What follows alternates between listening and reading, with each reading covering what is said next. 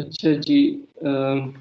अब हम लोग जो है वो जिस तरह हम लोग अपनी एटीटी इंप्लीमेंट करते थे तो उसके बाद हम लोग एसटीएल की जो एटीटी होती थी उसको हम लोग एक्सप्लोर कर लेते थे। तो यहाँ पर भी अभी हम लोग इसी तरह करते हैं कि अपनी लिस्ट तो हम लोगों ने इम्प्लीमेंट कर ली है, लेकिन साथ में हम लोग जो एसटीएल की लिस्ट है उसको भी हम लोग एक्सप्लोर कर लेते हैं। ठीक है, तो हमारा कोड जो है वो जैसे क्यू और स्टैक वाली जो एस टी एल्स थी उनके साथ जो है वो बड़ा परफेक्टली अलाइंड था, लेकिन लिस्ट के अंदर जो हमारी अलाइनमेंट इतनी अच्छी नहीं है क्योंकि लिस्ट जो है वो काफ़ी कॉम्प्रिहेंसिव है एस टी एल के अंदर। ऑल तो हम लोग उसे अलाइन अलाइन कर सकते हैं, लेकिन it would take a lot of time. ठीक है, तो हम लोग अभी उसके मेन फंक्शंस जो है वो लिस्ट एटीटी के हम लोग देख लेते हैं, और मेन जो फ़र्क होगा वो इंसर्ट में फ़र्क होगा, हमारे पास इरेज में फ़र्क होगा। हमारे पास जो है वो आइटरेटिव फंक्शंस जो हैं वो लिस्ट के थोड़े से डिफरेंट तरीके से काम करेंगे, तो वो हम लोग देख लेते हैं कि वो कैसे काम करेंगे। हम लोग अपनी एटीटी का कोड यहाँ से निकाल देते हैं।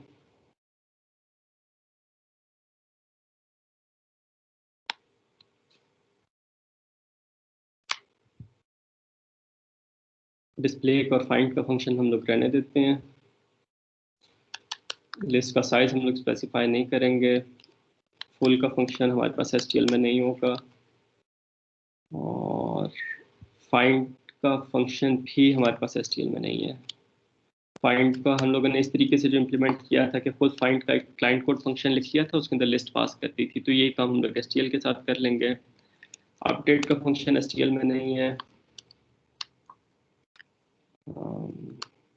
इरेज का फंक्शन है, लेकिन थोड़ा सा हमारे पास वो डिफरेंट तरीके से काम करता है। ऑल्दो रिमूव का फंक्शन है एसटीएल के अंदर जो बिल्कुल उसी तरीके से काम करेगा जिस तरीके से हमारी एसटीएल जो है वो काम करती है। जिस हम लोगों ने एरेज के फंक्शन को इम्प्लीमेंट किया हुआ है, इस तरह एसटीएल के अंदर जो है वो रिमूव का फंक्शन है। इरेज का फंक्शन भी है, बहुत तरीके से काम करता है, और रिमूव का फंक्शन है वो हमारे पास और तरीके से जो है वो काम करता है। साइज हमारे पास उसी तरह होगा। क्लियर का फंक्शन है जो हमारे पास एसटीएल के अंदर क्लियर कर देता है। अच्छा, अब हम लोग क्या करते हैं कि एसटीएल को थोड़ा सा समझने की कोशिश करते हैं कि एसटीएल के अंदर डाटा किस तरह स्टोर होता है, और हमारे पास जो है वो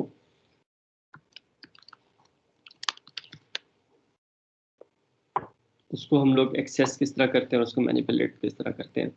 जो एसटीएल है उसके अंदर इंटरनली जो वैल्यूज़ हमारे पास स्टोर हुई होती हैं वो हमारे पास एक डॉबली लिंक लिस्ट की फॉर्म में हुई होती हैं। जिस तरह आपको असाइनमेंट नंबर 5 के अंदर जो है वो जिस तरह आपको दिया गया है, उस तरह हमारे पास डॉबली लिंक लिस्ट की फॉर्म में हमारे पास वैल्यूज़ जो हैं वो स्टोर हुई होती हैं। तो लेट्स से हमारे पास ये 4 वैल्यूज़ हैं। फर्स्ट नोट के बैक से पीछे कुछ नहीं होगा, लास्ट नोट के आगे कुछ नहीं होगा। बाकी जो हमारे पास लिंकेजेस हैं, 5 है, 5 से आगे 2 है, 2 से पीछे 5 है, फिर 2 से आगे हमारे पास 7 है, 7 से पीछे हमारे पास 2 है, 7 से आगे हमारे पास 4 है। अनसॉर्टेड इंप्लीमेंट होती है इसके अंदर। ऑल तो इसके अंदर एक सॉर्ट का फंक्शन है जिसके थ्रू हम लोग वैल्यूज़ को जो है वो सॉर्ट कर सकते हैं, लेकिन बाय डिफ़ॉल्ट जो स्टोरेज होती है वो हमारे पास अनसॉर्टेड फॉर्म में स्टोरेज होती है। ठीक है, इसके अंदर ऑफ कोर्स ये कोई हेड को यूज़ कर रहे होंगे, टेल को यूज़ कर रहे होंगे, तो इंटरनली इन्होंने हेड और टेल के पॉइंटर्स लिए होंगे, लेकिन वो हमारे पास क्लाइंट कोड के अंदर एक्सेसिबल नहीं है। तो हम लोग ये वैल्यूज़ जो है वो हम लोग इसके अंदर इंसर्ट करते हैं। ठीक है, और फिर हम लोग फाइंड के फंक्शन को जो है वो हम लोग थोड़ा सा फाइंड और डिस्प्ले लिस्ट के फंक्शंस को हम लोग जो है वो मॉडिफाई करने की कोशिश करते हैं। अभी मैं इनको कमेंट कर रहा हूँ क्योंकि अभी जो है वो हमारे पास ये काम नहीं करेंगे, क्योंकि जो आइटरेटर फंक्शंस हमने यूज़ किए हैं वो और तरीके से काम करते हैं जो हमने इम्प्लीमेंट किए हैं, और जो एसटीएल के अंदर यूज़ हुए हैं वो और तरीके से काम करते हैं। तो लेट्स सी, इसको हम लोग कंपाइल करते हैं, और इसको मैंने सॉर्टेड एरे के अंदर ही मैंने इसको स्टोर कर दिया, तो इसको I have to undo it.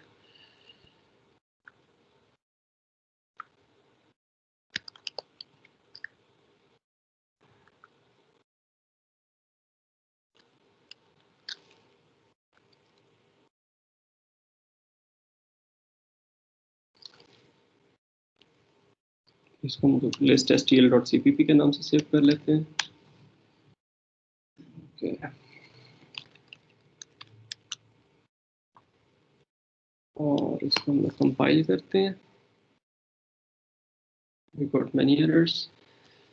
Display list को हम लोगों ने कमेंट तो कर दिया था, इसमें भी इसको हम लोगों ने कॉल किया है कहीं पे, इंक्लूड लिस्ट। ओके, इंसर्ट का फंक्शन हमारे पास थोड़ा सा डिफरेंट तरीके से यहाँ पे काम करता है। तो हम लोग इसको क्या करते हैं, इंसर्ट की जगह पुश अंडरस्कोर बैक का फंक्शन कॉल कर लेते हैं। ठीक है, तो इसके अंदर पुश फ्रंट पुश बैक के हमारे पास फंक्शंस हैं जिसके थ्रू हम लोग वैल्यूज हैं वो लिस्ट के एंड पे जो है वो हम लोग इंसर्ट कर सकते हैं। ठीक है, इसका हम लोग देखेंगे कि STL के अंदर जो इंसर्ट का फंक्शन है वो कैसे काम करता है। इस प्ले लिस्ट की कॉल्स को भी हम लोग जो है वो कमेंट कर देते हैं और फिर इसको दोबारा एग्जीक्यूट करते हैं। तो अब हम लोगों ने इसको कंपाइल किया। अब ये जो STL अब लिस्ट हम लोग यूज़ कर रहे हैं STL की लिस्ट है। ठीक है, तो इसके अंदर हम लोगों ने जो है वो 4 वैल्यूज इंसर्ट की, उसके बाद एक को रिमूव कर दिया, तो हमारे पास लिस्ट का जो साइज़ है वो 3 रह गया। ठीक है, तो ये तो हमारे पास एक सिंपल था कि हमारे पास STL के अंदर जो है वो हमारे पास इंसर्शंस कैसे होंगी। No coming to the point के अगर हम लोगों ने इस लिस्ट के अंदर कोई एलिमेंट फाइंड करना है तो हमें फाइंड का फंक्शन जो है वो आई गेस STL के अंदर फाइंड का फंक्शन इम्प्लीमेंटेड नहीं है।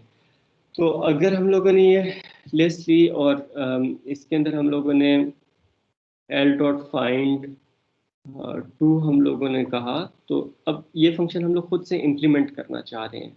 ठीक है, कि ये फाइंड का फंक्शन है, इस तरीके से हम लोग इसको नहीं कॉल करेंगे। इसको हम लोग किस तरह कॉल करेंगे, फाइंड का क्लाइंट कोड फंक्शन लिख लेंगे, this would be a client code function, इसको लिस्ट पास कर देंगे। ठीक है, और हम लोग इसको क्या पास कर देंगे, जो वैल्यूज सर्च करनी है वो पास कर देंगे। ठीक है, तो ये क्लाइंट कोड का फंक्शन हम लोग इम्प्लीमेंट करते हैं। अब देखें, जिस तरह हम लोगों ने अपने अपनी एडीटी के लिए फाइंड का फंक्शन इंप्लीमेंट किया था ना, पहले उसके अंदर रीसेट करते थे, फिर उसके बाद हम लोग क्या करते थे कि वाइल लूप हम लोग यूज करते थे, जब तक लास्ट तक नहीं पहुंच जाते थे हम लोग गेट नेक्स्ट करते जाते थे। तो जो STL है, इनफैक्ट जितनी भी हमारे पास काइंड ऑफ कंटेनर क्लासेस हैं जिनको हम लोग आइटरेट कर सकते हैं, वहाँ पे हमारे पास हम लोगों ने देखें जो आइटरेटर लिए थे उसे हम लोगों ने ADT का हिस्सा बना दिया था। STL के अंदर जो आइटरेटर्स होते हैं वो ADT का हिस्सा नहीं होते। STL के अंदर जो आइटरेटर है वो सिर्फ ये जो डाटा की जो टाइप है, ये जो टाइप है, इस टाइप का पॉइंटर होगा। ठीक है, इस टाइप का पॉइंटर होगा और खाली इस डाटा वाले पार्ट को वो आइटरेटर जो है वो हमारे पास स्टोर कर लेगा। दैट मीन्स अगर हम लोग जैसे रीसेट का फंक्शन कॉल किया था ना, तो रीसेट का जो फंक्शन है STL के अंदर उसका नाम है बिगिन। तो जब हम लोग बिगिन का फंक्शन कॉल करेंगे तो वो जो आइटरेटर है, आइटरेटर का जो पॉइंटर है वो हमारे पास इसको पॉइंट करना शुरू कर देगा। Let's call it iterator. ठीक है, अब फिर जब हम लोग आइटरेटर को इंक्रीमेंट करेंगे, जो गेट नेक्स्ट का फंक्शन है इसके अंदर से गेट नेक्स्ट का फंक्शन नहीं है, आइटरेटर प्लस प्लस करते हैं तो उसे गेट नेक्स्ट का फंक्शन कॉल हो जाता है। मतलब थिंक ऑफ इट के अभी हम लोगों ने क्या कहा है कि जो रीसेट है STL के अंदर हमारे पास क्या बन जाएगा, बिगिन बन जाएगा। ठीक है, और फिर जो हमारे पास गेट नेक्स्ट है वो हमारे पास क्या बन जाएगा, प्लस प्लस बन जाएगा। ठीक है, और फिर जो हमारे पास इस लास्ट है वो हमारे पास क्या बन जाएगा, एंड बन जाएगा। ठीक है, तो मेन कॉन्सेप्ट लॉजिकली हमारे पास वही फंक्शन है, बस STL के अंदर उसका नाम जो है वो हमारी जो ADT थी उससे फर्क हो गया फंक्शंस का नाम, बाकी फंक्शनैलिटी जो है वो हमारे पास सेम है। तो अब हम लोग क्या करेंगे कि लिस्ट हम लोगों को मिल गई, अब आइटरेटर जो है वो इस लिस्ट का हिस्सा नहीं है। आइटरेटर जो है ये लिस्ट हमें अलहदा से रिटर्न करेगी। तो आइटरेटर को जब हम लोगों ने अलहदा से रिटर्न करना है तो उससे हम लोगों ने आइटरेटर टाइप का हमें वेरिएबल लेना पड़ेगा, और आइटरेटर टाइप का हमें वेरिएबल कहाँ से मिलता है, वो लिस्ट के अंदर से ही मिलता है। तो वो हमें कैसे मिलेगा, हम लोग लिस्ट जिस टाइप की लिस्ट है उस टाइप का हम लोग जो है वो उसकी क्लास यूज करेंगे और उसके अंदर से हम लोग आइटरेटर ले लेंगे। अब ये देखें कि ये हमारे पास एक स्टैटिक वेरिएबल है काइंड ऑफ, ये हमारे पास वो लिस्ट नहीं है, एल से हम लोगों ने आइटरेटर नहीं लिया, ये लिस्ट की जो क्लास है उससे हम लोगों ने जो है ये आइटरेटर लिया है। ठीक है, और जब हम लोग टेम्पलेट्स यूज कर रहे होते हैं तो फिर आपको यहाँ पे इसका नाम आइटरेटर हो गया। ठीक है, इस तरीके से हम लोग आइटरेटर ले लेंगे। ये तो एक नॉर्मल सी चीज समझ आ गई ना कि ये आइटरेटर क्या है, ये हमारे पास यूज होगा लिस्ट की डिफरेंट वैल्यूज को पॉइंट करने के लिए, और उसमें भी किस पार्ट को पॉइंट करने के लिए, सिर्फ डाटा वाले पार्ट को पॉइंट करने के लिए। ठीक है, ये चीज समझ आ गई। अब जब हम लोग टेम्पलेट्स यूज कर रहे होते हैं तो यहाँ पे आपने बस ये याद रखना है कि आइट्रेटर का ऑब्जेक्ट लेने से पहले आपने यहाँ पे टाइप नेम लगा देना है। ठीक है, तो इससे हमारे पास ये टेम्पलेट कंपैटिबल हो जाएगा, और आइट्रेटर जो है वो मेन वो ऑब्जेक्ट है जिसके थ्रू हम लोग लिस्ट के डिफरेंट एलिमेंट्स को एक्सेस करेंगे। अब हम लोगों ने क्या करना है कि रीसेट करना है, तो रीसेट के लिए हमारे पास क्या होगा, हम लोग सबसे पहले एल डॉट बिगिन का फंक्शन कॉल करेंगे। तो एल डॉट बिगिन का फंक्शन, एल वो लिस्ट है जिसके अंदर हम लोगों ने सर्च करना है एलिमेंट को, और बिगिन क्या करेगा, जो इस लिस्ट के अंदर फर्स्ट एलिमेंट है उसका एड्रेस रिटर्न कर देगा, और वो एड्रेस हम लोग कहाँ पे स्टोर कराएंगे, वो हम लोग आइट्रेटर में स्टोर करा देंगे। तो iterator is equal to L dot begin. तो दिस इज जस्ट लाइक हमारे पास एल डॉट रीसेट है, लेकिन क्योंकि हमारे पास रीसेट जो है, आइट्रेटर जो हम लोगों ने आइट्रेटर्स लिए थे वो क्लास का हिस्सा थे, इस वजह से रीसेट का फंक्शन कुछ रिटर्न नहीं करता था। जो एल डॉट बिगिन है, it is just like L dot reset, लेकिन अब ये क्या करेगा कि उस फर्स्ट नोड का जो के अंदर जो एलिमेंट है उसका पॉइंटर जो हमें रिटर्न कर देगा, और वो हम लोग आइट्रेटर के अंदर जो वो स्टोर करा लेंगे, वो आइट्रेटर टाइप का हमारे पास जो है वो पॉइंटर होगा। अच्छा, अब हम लोगों ने क्या करना है, एक वैल्यू ले ली, यहाँ पे अब हमारे पास क्या होगा, वाइल नॉट, अब अगेन आइट्रेटर क्योंकि जो है वो हमारे पास एक्सप्लिसिट हो गए, एडीटी का हिस्सा नहीं है, तो हम लोग कहेंगे कि जब तक हमारे पास आइट्रेटर जो है वो लिस्ट के एंड पे नहीं पहुंच जाता, ठीक है, कि जब तक आइट्रेटर की वैल्यू वो नहीं हो जाती जो हमारे पास लिस्ट का एंड है, तो तब तक हम लोग क्या करेंगे, एक एक वैल्यू गेट करते जाएंगे और उससे हम लोग जो है वो एक्सेस करते जाएंगे। तो एल डॉट इस लास्ट की जगह आपने क्या करना है, एल डॉट एंड को यूज कर लेना है, उसको कंपेयर कर लेना है आइट्रेटर के साथ। तो आइट्रेटर के अंदर पहला जो एड्रेस पड़ा होगा वो 5 वाली उसका पड़ा होगा, वैल्यू का पड़ा होगा इनडायरेक्टली। फिर जब हम लोग आइट्रेटर को मूव करेंगे उसके अंदर 2 वाली उसका एड्रेस आ जाएगा, फिर जब आइट्रेटर को मूव करेंगे फिर 7 वाली वैल्यू का एड्रेस आ जाएगा, फिर मूव करेंगे 4 वाली वैल्यू का एड्रेस करेंगे आ जाएगा, फिर जब आइट्रेटर को प्लस प्लस करेंगे तो अब उसके अंदर काइंड ऑफ हमारे पास ये जो नल वाला पार्ट है इसका हमारे पास एड्रेस आ जाएगा, और यहाँ पे अब आके एंड का फंक्शन हमें जो है वो ट्रू रिटर्न करेगा। ठीक है, तो while I T is not equal to L dot end के, जब तक हम लोग एंड तक नहीं पहुंच जाते हम लोग आइट्रेटर को मूव करते रहेंगे। वैल्यू को एक्सेस किस तरह करेंगे, अब क्योंकि आइट्रेटर हमारे पास जो होता है वो एक पॉइंटर होता है, ठीक है, तो इसको हम लोग डी रेफरेंसिंग ऑपरेटर के थ्रू हम लोग इसको एक्सेस करेंगे। ठीक है, तो ये it is just like L dot gate next, लेकिन अब एल डॉट गेट नेक्स्ट की जगह हम लोग क्या कर रहे हैं कि आइट्रेटर के अंदर उस वैल्यू का एड्रेस पड़ा हुआ है जिसे हम लोग एक्सेस करना चाह रहे हैं, तो डी रेफरेंसिंग ऑपरेटर के थ्रू हमें वो वैल्यू मिल जाएगी। अगर वो वैल्यू वही है जो हम लोग सर्च करने जा रहे हैं तो सेटेलाइट डाटा हम लोग कॉपी करेंगे और रिटर्न ट्रू कर देंगे, अगर नहीं है तो हम लोग इस लूप से बाहर निकल आएंगे और फॉल्स रिटर्न कर देंगे। तो लेट्स सी अब हमारे पास ये जो फाइंड का फंक्शन है ये हमारे पास काम कर रहा है या नहीं।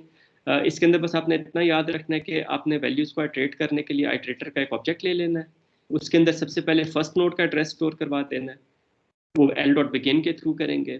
फिर जब तक आपके पास वो आइट्रेटर लास्ट नोड तक नहीं पहुंच जाता आपने क्या करना है, हाँ यहाँ पे एक और काम होगा कि आइट्रेटर प्लस प्लस करना पड़ेगा कि उसे नेक्स्ट नोड पे मूव करने के लिए। तो ये जो है हमारे पास आप ये कह लें कि एल डॉट गेट नेक्स्ट जो है वो दो काम करता था कि वैल्यू रिटर्न करता था और आइटरेटर को आगे मूव कर देता था। तो यहाँ पे जो है वो हमें ये दो काम दो स्टेटमेंट्स के थ्रू करने पड़ते हैं, तो गेट वैल्यू और फिर हम लोग ये करते हैं कि move to the next value.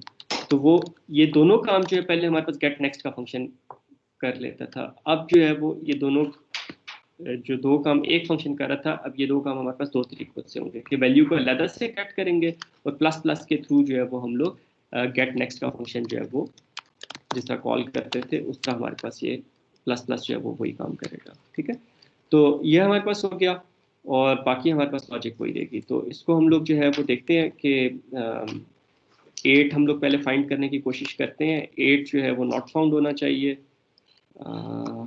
int=8 और फिर हम लोग दोबारा जो है वो कोई ऐसी वैल्यू सर्च करते हैं जो हमारे पास लिस्ट के अंदर एग्जिस्ट करती है। तो लेट्स से हम लोग जो है वो 4 को सर्च कर लेते हैं कि 4 हमारे पास लिस्ट में एग्जिस्ट करती है नहीं। तो पहले 8 को सर्च कर रहे हैं, 8 नॉट फाउंड होना चाहिए और फिर 4 को सर्च कर रहे हैं, 4 फाउंड आना चाहिए। तो कंपाइल करते हैं ओके हमारे पास इसका मतलब है कि फाइंड का फंक्शन सही कंपाइल हो गया, उसमें हमारे पास कोई एरर नहीं आया। इसको हम लोग एग्जीक्यूट करते हैं तो देखें 8 नॉट फाउंड आ गया क्योंकि 8 लिस्ट में नहीं पड़ा हुआ था, 4 फाउंड आ गया क्योंकि 4 हमारे पास लिस्ट में पड़ा हुआ था। ठीक है, तो इस तरीके से अब हम लोगों ने वही जो हमारे पास फंक्शंस थे, रीसेट, इज लास्ट और गेट नेक्स्ट। तो रीसेट की जगह क्या आ गया हमारे पास, एल डॉट बिगिन आ गया। इस लास्ट की जगह क्या आ गया, एल डॉट एंड आ गया। और फिर हमारे पास गेट नेक्स्ट की जगह क्या आ गया, आइटरेटर प्लस प्लस आ गया। जी बेटा एनी क्वेश्चन? सर ये जो आई टी प्लस प्लस आपने किया है सर, ये इफ कंडीशन के बाद भी करेंगे? क्योंकि इस तरह तो ये पहली वैल्यू को छोड़ के सेकंड वैल्यू को कंपेयर करने लग पड़ेगा। बेटे वैल्यू को कॉपी कर लिया ना वी में, अगर कॉपी ना किया होता यहाँ पे डायरेक्टली स्टैटिक उससे कंपेयर करा रहे होते, वी को जो है वो स्टैटिक आईटी से कंपेयर करा रहे होते, फिर हमें आईटी प्लस प्लस बाद में करना पड़ता है। लेकिन अब क्योंकि हम लोग वैल्यू कॉपी कर चुके हैं, इस वजह से हम लोग उसे इंक्रीमेंट कर सकते हैं। ये तो जस्ट आपको समझाने के लिए था कि ये दोनों मिल के गेट नेक्स्ट का काम कर रहे हैं। अदरवाइज ज़्यादा बेहतर वैसे लॉजिकली यही होगा, क्या पता, लॉजिकली तो नहीं, मतलब कॉन्सेप्चुअली जो ज़्यादा बेहतर जो है वो ये होगा कि अंडरस्टैंडिंग के परस्पेक्टिव से ज़्यादा बेहतर होगा सेंट पे ले जाए। लेकिन अगर आप इस लॉजिक के हिसाब से इधर भी रखेंगे तो इसकी एग्जीक्यूशन पे कोई फर्क नहीं पड़ेगा, रिजल्ट जो है सेम आएंगे। ठीक है बेटा, यस सर, ओके। क्योंकि उसको कॉपी कर लिया ना हम लोगों ने, स्टैटिक आईटी के थ्रू वैल्यू कॉपी कर लिया हम लोगों जी सर ने। ठीक है, अच्छा समझ आ जी, गया। अच्छा ये हो गया हमारे पास। तो अच्छा इसी को हम लोग एक और तरीके से भी इम्प्लीमेंट करते हैं, मतलब सेम वो चीज़ है, लेकिन आइटरेटर्स के अंदर जो है ना हमारे पास, अगर हम लोग ये बिगिन एंड प्लस प्लस ये हम लोग सारा जो है ना मिला के एक फॉर लूप के अंदर भी हम लोग डाल सकते हैं। तो फॉर लूप के अंदर जब हम लोग इसको डालेंगे तो ये हमारे पास बड़ा आसान सा काम हो जाएगा। हम लोगों ने क्या करना है, इनिशियलाइज करना है उसे बिगिन से। तो हम लोग कहेंगे for I T is equal to L dot begin. ठीक है, कहाँ तक हम लोगों ने लेके जाना है, I T is not equal to L dot end, जब तक हमारे पास वो एंड तक नहीं पहुंच जाता। और क्या करना है, आइटरेटर प्लस प्लस उसके अंदर इंक्रीमेंट कर देना। ठीक है, तो वो ये तीनों काम जो है वो हमारे पास रीसेट वाला और वो जो इस लास्ट वाला था, वो दोनों के काम, और फिर गेट नेक्स्ट का पार्शियल काम के नेक्स्ट उसके ऊपर मूव करना है हम लोगों ने, नोड पे मूव करना है। ये तीनों काम जो है वो हमारे पास इस एक फॉर लूप में हो जाएंगे। अब अंदर हम लोगों ने क्या करना होगा, हम लोगों ने जस्ट जो है वो एक वैल्यू ले ली पी वी, और सेटेलाइट डाटा अगर हम लोग कॉपी कर रहे हैं, हम लोग ये कहते हैं कि इफ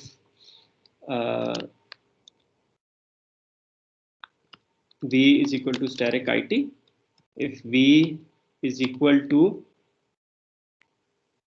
जो वैल्यू हम लोग सर्च कर रहे हैं फाइंड के अंदर जो वैल्यू, वो अगर हमें वैल्यू मिल जाती है तो सेटेलाइट डाटा हम लोग कॉपी करेंगे, val is equal to V. ठीक है, और फिर रिटर्न ट्रू कर देंगे। ठीक है, एंड दैट्स इट। अगर वो वैल्यू हमें नहीं मिलती तो हम लोग इस फॉर लूप से बाहर निकलेंगे, फॉल्स रिटर्न कर देंगे। तो अब ये देखो वाइल के बारे में, वाइल के मुकाबले में थोड़ी सी ज़्यादा कॉम्पैक्ट हो गई है। आइट्रेटर्स को ज़्यादातर जो आइट्रेटर फंक्शंस का आपको लिस्ट में कोड मिलेगा इसी तरह मिलेगा कि आइट्रेटर्स को हम लोग फॉर के साथ यूज़ कर लेते हैं। इनिशियलाइज किस तरीके से करते हैं, जब एल डॉट बिगिन करते हैं तो हमारे पास आइट्रेटर जो है फर्स्ट नोड को पॉइंट करना शुरू कर देती है। कब तक मूव करते जाते हैं, जब तक हम लोग जो है वो लास्ट नोड तक नहीं पहुंच जाते, और फिर उसे इंक्रीमेंट करते जाते हैं। जब इंक्रीमेंट करते हैं तो ये हमारे पास पोस्ट इंक्रीमेंट ऑपरेशन है, फॉर लूप के एंड पे जो है वो हमारे पास एग्जीक्यूट होगा। इन एनी केस यहाँ पे हमारे पास फॉर लूप के बाद ही एग्जीक्यूट होता है ये वाली जो स्टेटमेंट है।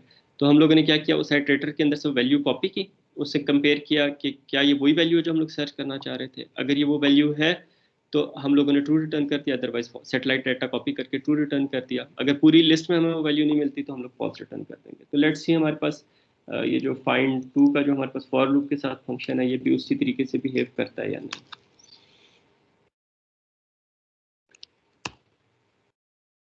तो इट्स जस्ट हम लोगों ने लूप चेंज कर लिया, लॉजिक हमारे पास वही है, तो इसके हमारे पास वही रिजल्ट्स जो हैं वो आ जाएंगे। ठीक हो गया बेटा?